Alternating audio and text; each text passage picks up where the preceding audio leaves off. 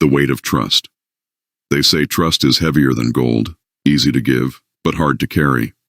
Amara once carried that weight with pride, until greed bent her shoulders and broke her spirit. Now, in the quiet dawns of her new life, she wakes with the memory of a man whose faith built her wings, and whose disappointment became her cage. The world had seen her fall, but only she knew the storm within, a battle between guilt and grace, between the woman she was and the one she hopes to become. They say every story of downfall begins not with greed, but with hunger.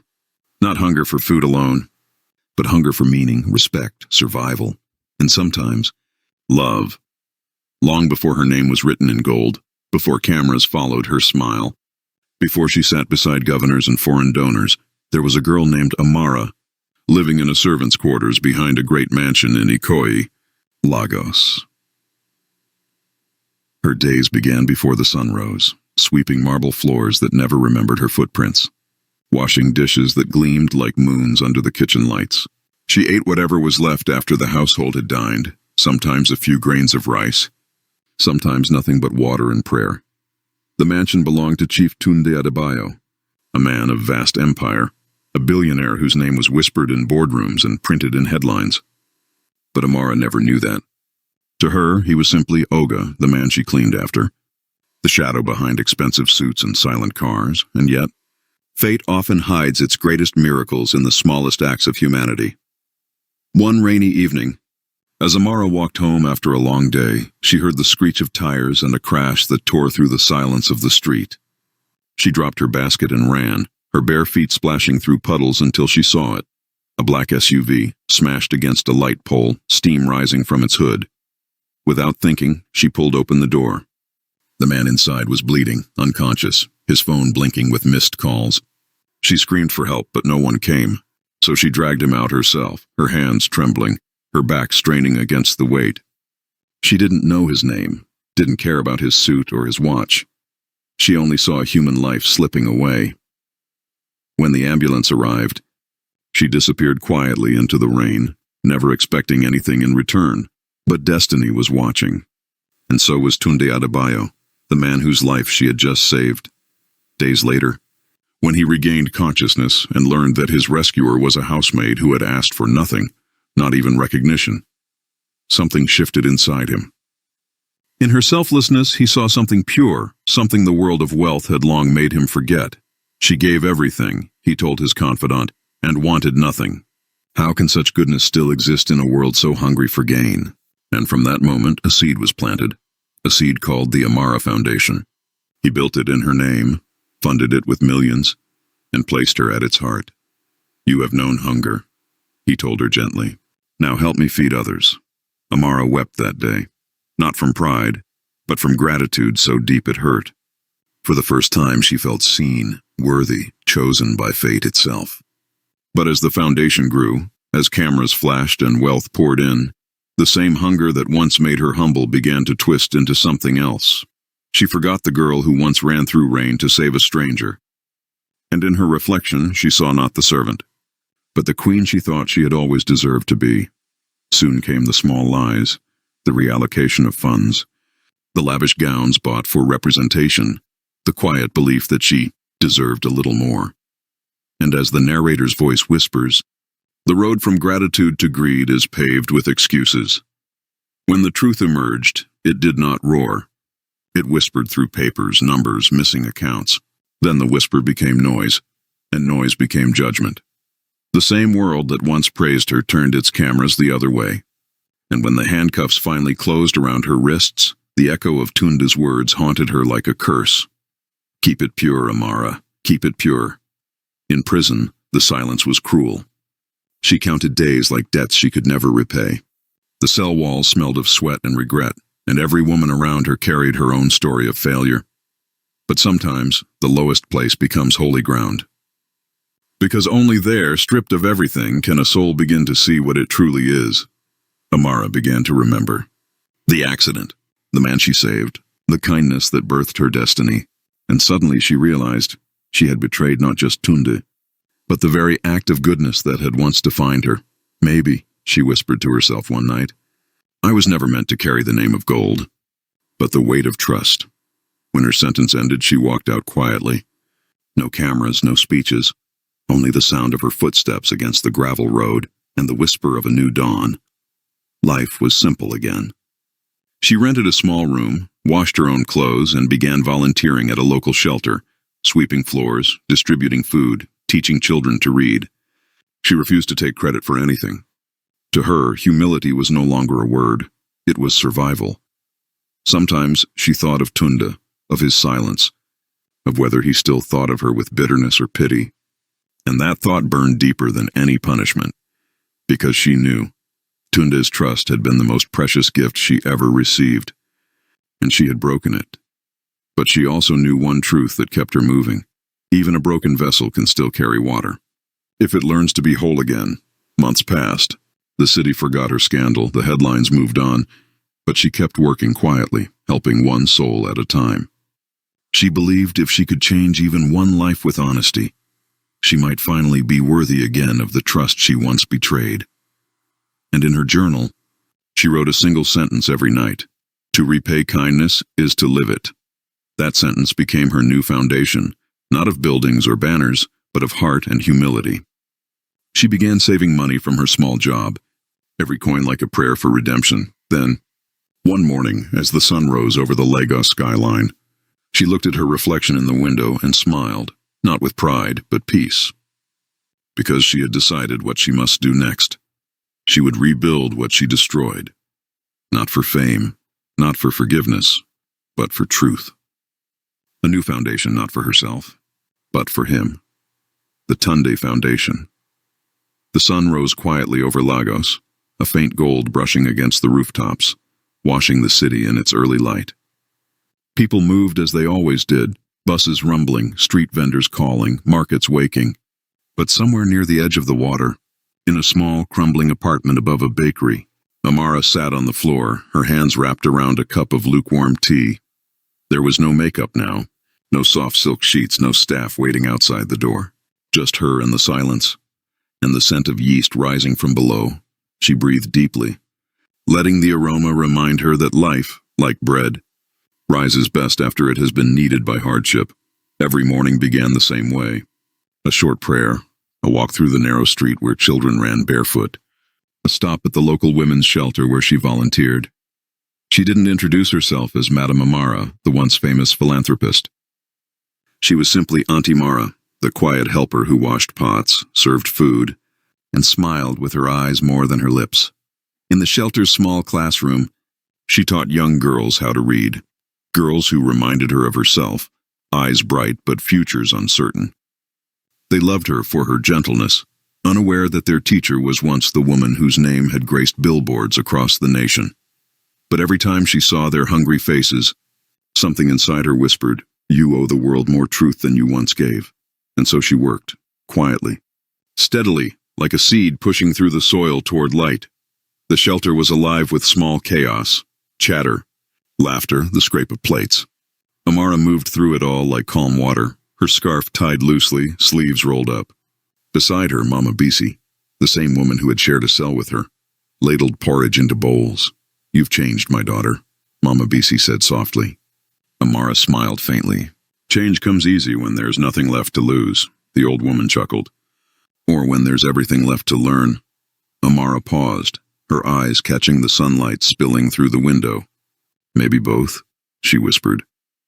Later, as they sat under the tree outside, Mama Bisi turned to her again. "You still think of him, don't you?" she asked gently. Amara didn't pretend not to understand. She lowered her gaze. "Every day. But not like before. I used to think of how I betrayed him now. I think of how I can honor what he taught me." Mama Bisi nodded approvingly. "Then your heart is healing. Not all debts are paid with money, Amara. Some are paid with mercy." Each night, Amara wrote in her notebook. At first, they were only reflections, fragments of guilt and hope. "I once built a foundation of gold. Now I build one of grace," but soon, her words began to take shape, ideas, sketches, lists of communities without schools, women needing jobs, children needing books. The old flame of purpose flickered again, not for recognition, but for redemption.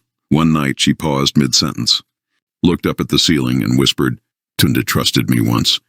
Maybe I can rebuild that trust, not for him to see me, but to see that trust still matters. Her pen moved again, slow but steady. She titled the page, Project, the Tunde Foundation, a vision of renewal. The name itself brought tears to her eyes.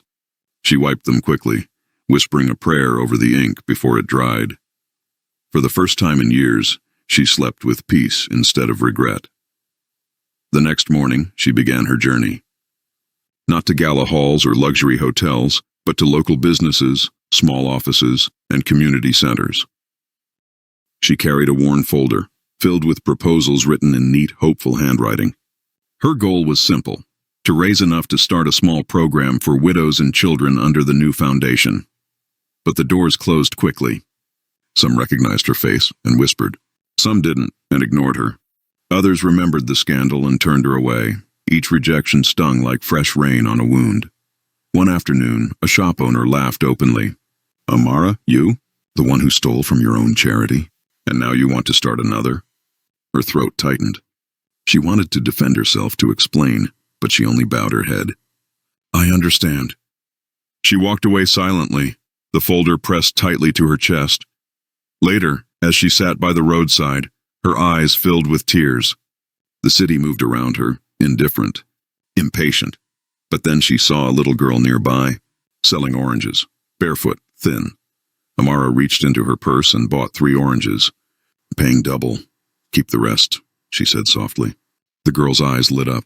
"Thank you, Auntie." Amara smiled faintly. That single moment, that tiny gratitude, reminded her why she had to keep going. Because the mission was never about reputation. It was about humanity. That evening, she sat in an empty chapel. The air smelled of dust and old wood. She closed her eyes, whispering, "God, I don't ask for glory. Just one chance to make right what I broke." The sound of footsteps approached. It was Reverend Chaik, the kind priest who often fed the poor. "My child," he said kindly, "why do you sit alone in the dark?" "I'm looking for light," she answered softly. He smiled. "Then stop closing your eyes when it shines." He sat beside her, his tone gentle. "I heard about your plan. The Tunde Foundation." Her head lifted, startled. "How did you—" He chuckled. "Goodness travels faster than gossip sometimes." She laughed weakly. "I don't have money. I don't even have trust," he nodded. "But you have faith. And faith is the first currency of redemption." He reached into his pocket and handed her an envelope. Inside was a small donation. Only 50,000 naira, but it felt like a mountain. "Start with this," he said. "If your heart is clean, the rest will come." Tears filled her eyes. She clutched the envelope to her chest. "Thank you, Father," he smiled. "Don't thank me. Thank the one who never gives up on broken souls." That night, as she walked home under the moonlight, she whispered to herself, "The world may not trust me yet, but heaven still does." And that was enough to begin again. Days turned into weeks. Amara used the little donation to start a feeding program. Nothing grand, just bowls of rice and bread for children by the docks. She cooked, served, cleaned, and smiled. The people began to notice her. The quiet woman who gave without asking for anything. At first they called her Auntie Mara. Then someone asked, "What's your name, really?" She hesitated. "Just Amara." But the older woman serving beside her smiled knowingly. "I remember you. You were on TV once." Amara froze. "That was a long time ago." The woman nodded slowly.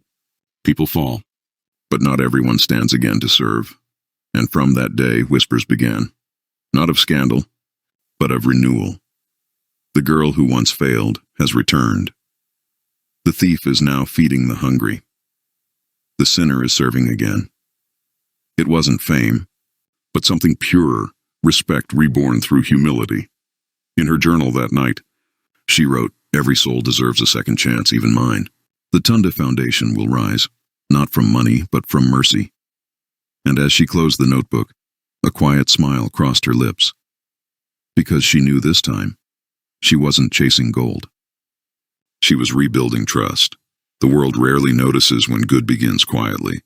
There are no trumpets when honesty returns, no headlines when a heart rebuilds itself. But goodness has its own rhythm, soft, persistent, unstoppable. And for Amara, that rhythm began with footsteps through muddy streets, laughter among hungry children, and the rustle of paper as she planned, prayed, and persisted. It had been 3 months since she started the Tunde Foundation, and though her funds were scarce, her faith grew daily. She didn't have big sponsors or fancy events. She had only trust. The very thing she had, once broken and now lived to earn again, Amara, walked through the marketplace with 2 young volunteers from the shelter. Ngozi and Sade, they carried baskets, filled with simple handmade bracelets, soaps, and candles crafted by the women of the shelter. "Will people buy these, Auntie Mara?" Sade asked, doubt in her voice. Amara smiled gently. "They will, my dear. Because people don't just buy things, they buy stories. And every one of these carries hope." She arranged their small table, her movements careful, graceful.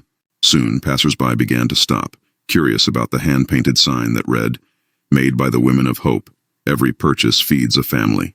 An old man picked up a candle. "It smells like mango," he said, smiling. "Yes," Amara replied warmly, "because hope should always smell like something sweet." He laughed, paid twice the price, and walked away. That single act began a stream. By noon, the table was almost empty. As the sun reached its peak, Amara looked at the girls beside her, their faces glowing with joy. "This," she whispered to herself, "is what wealth truly looks like." A few weeks later, word had spread. The Tunde Foundation, once a dream on paper, now had a small rented hall and over 30 women involved in its training program. Amara stood before them, her voice steady but soft. "When I started this," she said, "I was not sure anyone would trust me. I had lost that right, but you gave me something precious, a chance to try again, and I promise, I won't waste it." The women clapped, some with tears in their eyes. They knew her story. They had read about her downfall. But seeing her now, humble, honest, and changed, they believed in redemption again. Later, after the session, one of them approached her shyly. "Auntie Amara," the woman said, "I used to think rich people never fall. But seeing you here, I know God humbles us all for a reason." Amara smiled softly. "Yes, my sister. The fall is not punishment. It's preparation." The night was still. Lagos slept, but Amara's light remained on. Her notebook now brimmed with plans, expansion proposals, donation letters, upcoming workshops. A headline caught her eye on her old phone. "Billionaire Tunde Adewale expands his global holdings." She stared at it for a long moment. Her breath caught, not from longing, but from gratitude. "Tunde," she whispered, "you gave me trust when I didn't deserve it. I hope one day I can give you proof that your faith wasn't wasted." She gently tore out a page from her journal and folded it, the beginning of a letter she never intended to send. "Dear Tunde, you once believed in me when I could not believe in myself. I failed you, but that failure taught me the meaning of truth. If I ever get the chance to stand before you again, it won't be to defend my past.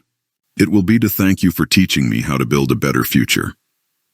She tucked the note into an envelope labeled unsent, then closed her notebook, exhaling softly. Sometimes forgiveness isn't asked for, it's lived. It was a humid afternoon. Amara had stopped by a roadside cafe to rest. The television in the corner played a segment about social change. And in other news, the anchor said, the Tunde Adewale Foundation announced another Billionaire grant for innovation and youth empowerment. Her cup paused mid-air. There it was again in his name. Not as a wound, but as a reminder of how far she still had to go.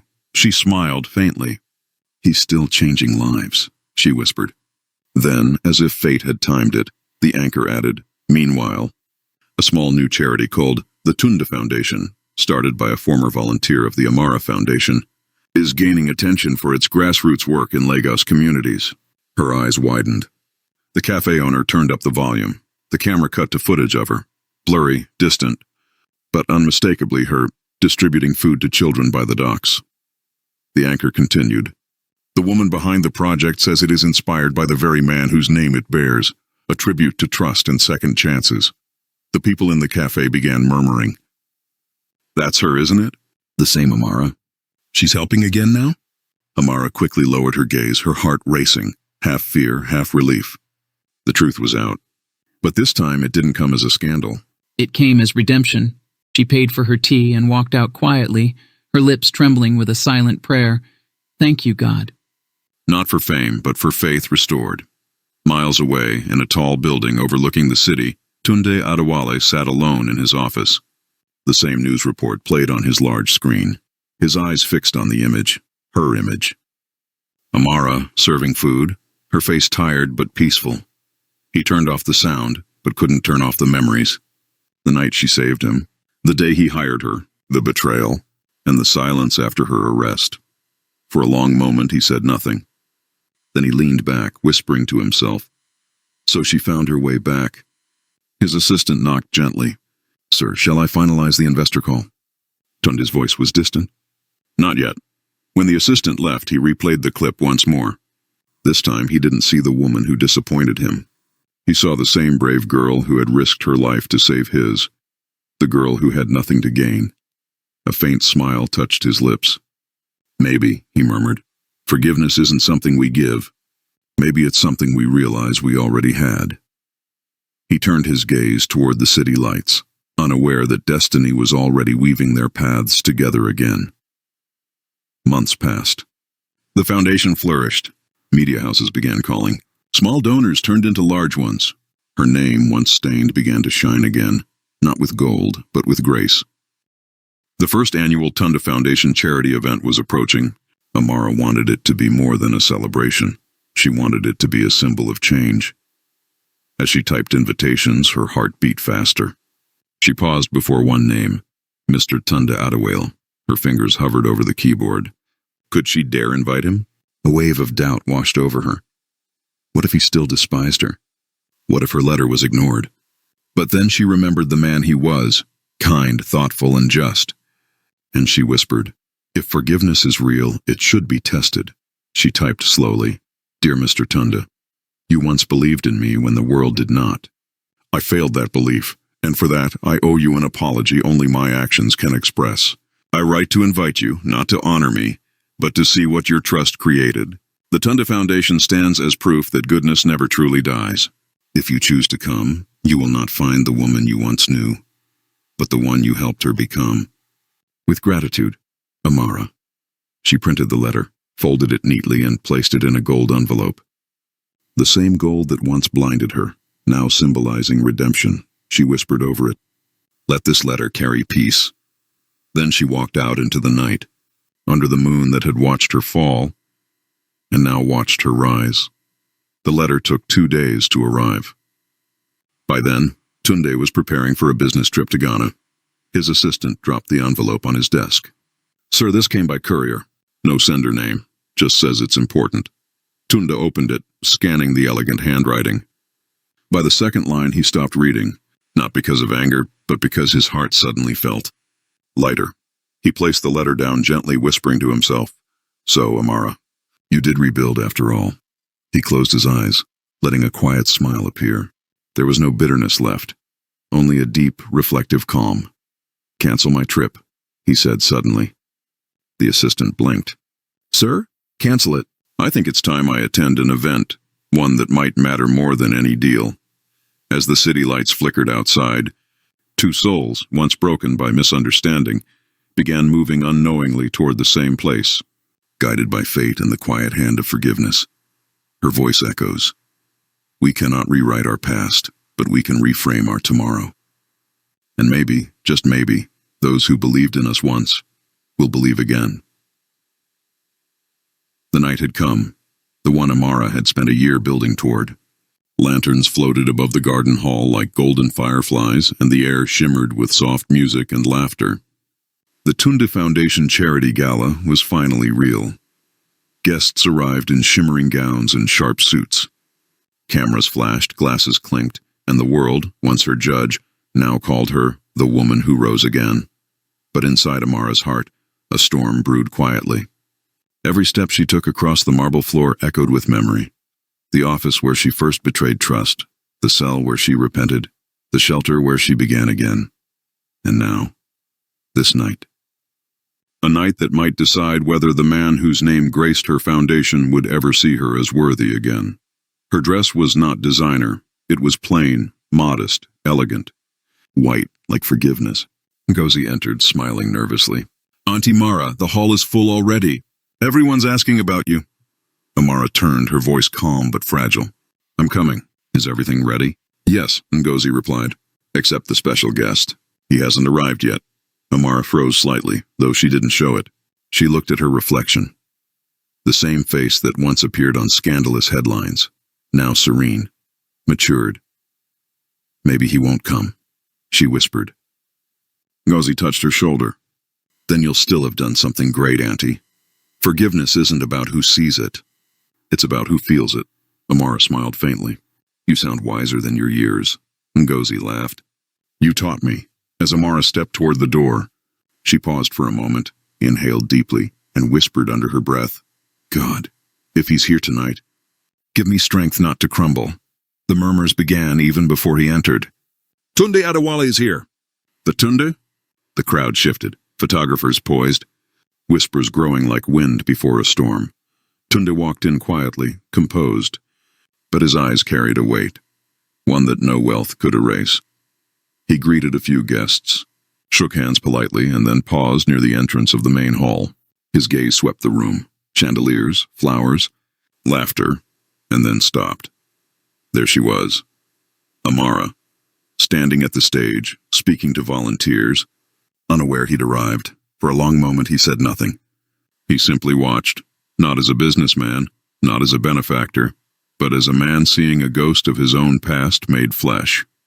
Her posture was calm, her smile real, her eyes honest again. Tunde exhaled slowly and murmured to himself. She found her way back, to herself. Amara stepped onto the stage, clutching her note cards. The hall dimmed. The lights focused softly on her face, nervous, glowing. "Good evening," she began. Her voice trembled at first, but soon steadied. "When I was a little girl, I used to believe that success was when people clapped for you. Now I know. Real success is when your heart claps for you, when you can look at yourself and not feel shame." Murmurs of agreement rippled through the room. "I was once trusted with something precious, and I broke that trust," she continued. "I lost everything.